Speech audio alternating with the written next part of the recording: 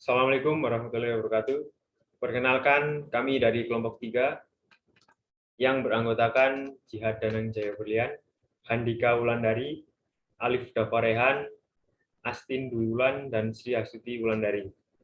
Kami di sini akan mempresentasikan materi mengenai pelanggaran HAM tragedi Tanjung Priok 1984. Langsung saja ke materi yang akan kami sampaikan, yaitu yang pertama, penyebab tragedi Tanjung Priok 1984. Sabtu, 8 September 1984, dua bintara pembina desa atau Babinsa dari Koramil datang ke Musola As-Saadah di Gang 4 Koja Tanjung Priok. Mereka memasuki area tempat ibadah tanpa melepas sepatu dengan maksud mencopot pamflet yang dianggap berisi ujaran kebencian terhadap pemerintah. Maka, tidak ada cara lain kecuali menyiramnya dengan air comberan.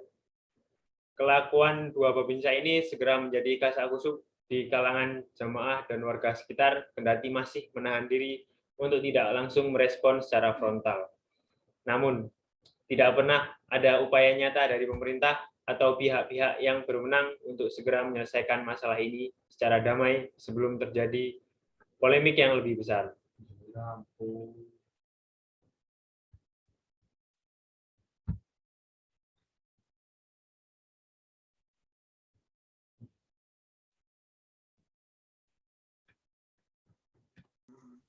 Dua hari kemudian, masih penuturan Jailani, terjadi pertengkaran antara beberapa jamaah musola dengan tentara pelaku pencemaran rumah ibadah. Adu mulut itu sempat terhenti setelah dua babinsa itu diajak masuk ke kantor pengurus Masjid Baitul Ma'mur yang terletak tidak jauh dari musola.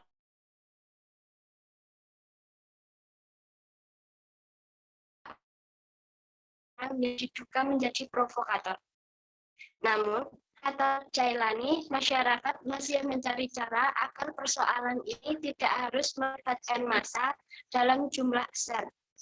Amir Bikti adalah tokoh masyarakat yang dianggap mampu memediasi antara massa dengan tentara di Kodim maupun Koramil.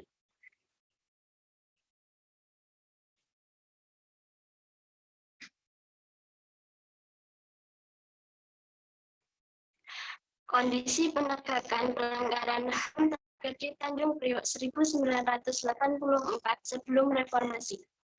Penyelesaian secara hukum terhadap kasus Tanjung Priok 1984 sebelum reformasi yang dilakukan pemerintah dengan melakukan pengadilan yang dianggap sebagai dalang dari tragedi Tanjung Priok.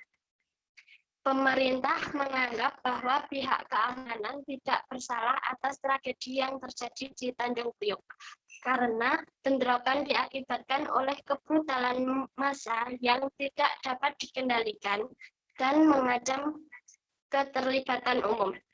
Sehingga masyarakat sipil yang ikut dalam bentrokan tersebutlah yang diproses secara hukum.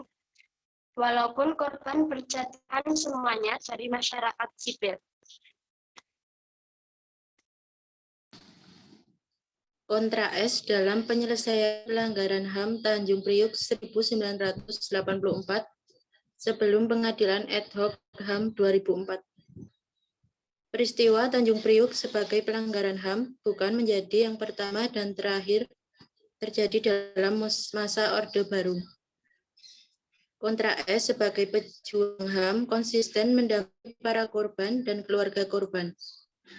Kontra S membantu para korban investigasi laporannya selesai pada tahun 2001 serta dibukukan untuk dijadikan pertimbangan bagi penegak hukum atas apa yang ditemukan oleh Kontra S.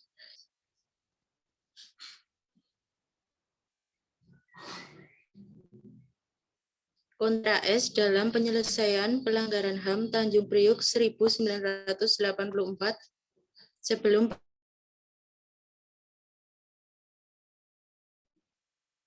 pembukuan kembali pelanggaran HAM Tanjung Priok dan diselesaikan dengan proses adalah harapan para korban dan keluarga korban.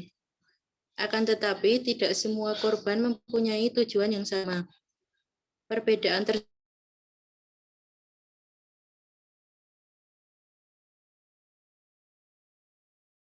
adanya proses islah tersebut membuat terpecahnya korban menjadi dua kelompok, yaitu yang pro-islah dan kontra-islah. Walaupun ada beberapa korban yang melakukan islah, tetapi tidak berpengaruh dengan dihentikannya proses hukum pelanggaran HAM Tanjung Priok.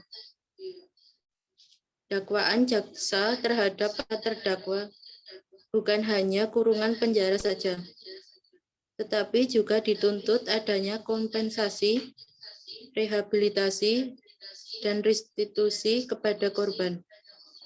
Akan tetapi, semua terdakwa divonis bebas dan dianggap tidak bersalah atas tragedi Tanjung Priok 1984, begitupun tuntutan adanya kompensasi, rehabilitasi, dan restitusi kepada korban.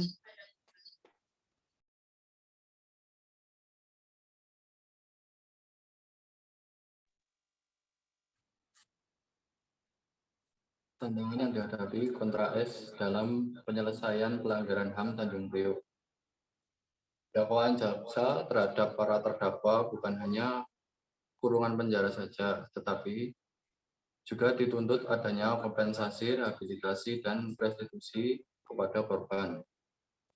Tuntutan tersebut hasil dari analisis dan permintaan kontra S yang direkomendasikan kepada jaksa untuk memasukkannya ke dalam tuntutan kepada para terdakwa.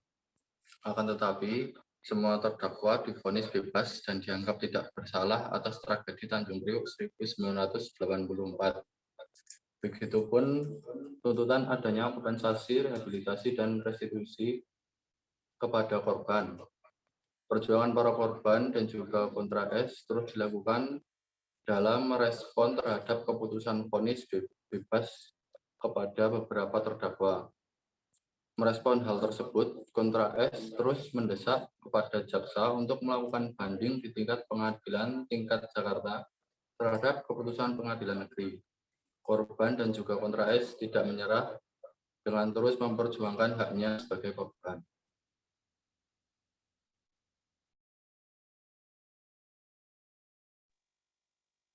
Tantangan yang dihadapi kontra S dalam penyelesaian pelanggaran HAM Tanjung Priok. Akan tetapi, di tingkat kasasi pun semua terdakwa dinyatakan bebas dan tidak bersalah pada tahun 2006. Perjuangan para korban dan keluarga korban bersama kontra S dari mulai awal reformasi, awalnya sedikit memberikan harapan dengan dibuka kembalinya kasus Tanjung Priok yang terjadi beberapa tahun sebelumnya. Dibuka kembalinya secara proses hukum pelanggaran HAM Tanjung Priok menjadi kemajuan tersendiri bagi Indonesia dalam menjunjung tinggi HAM.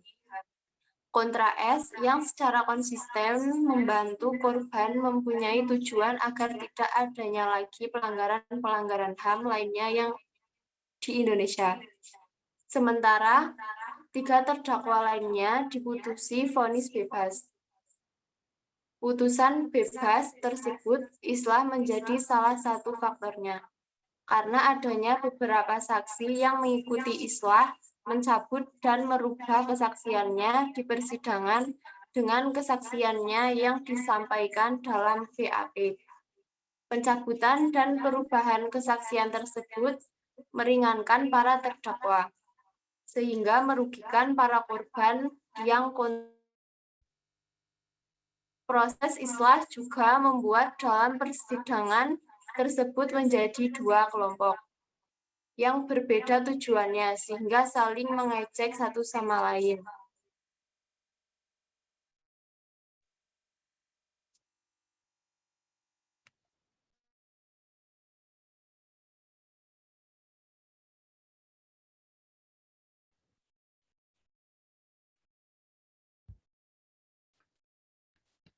Sekian presentasi yang dapat kami sampaikan. Apabila terdapat kesalahan dalam penyampaian materi, kami mengucapkan mohon maaf. Atas perhatiannya kami ucapkan terima kasih. Wassalamualaikum warahmatullahi wabarakatuh.